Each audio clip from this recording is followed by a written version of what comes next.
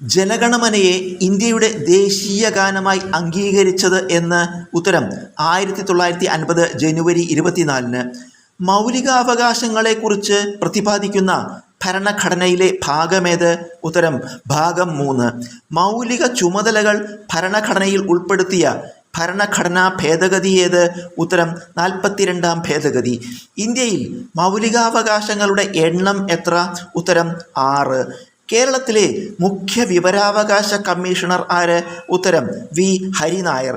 ദേശീയ മനുഷ്യാവകാശ കമ്മീഷനെ നിയമിക്കുന്നതാര്? ഉത്തരം രാഷ്ട്രപതി.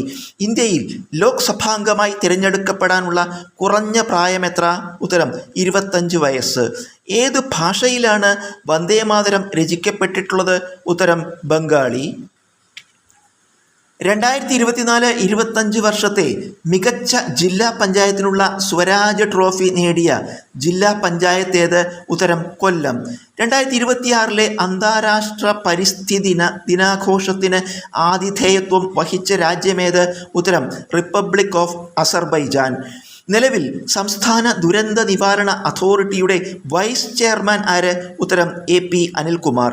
16-ാം കേരള നിയമസഭയിലെ ഡെപ്യൂട്ടി സ്പീക്കർ ആര്? ഉത്തരം ഷാനിമോൾ ഉസ്മാൻ. 2026 ONV സാഹിത്യ പുരസ്കാര ജേതാവാര്? ഉത്തരം M മുകുന്ദൻ.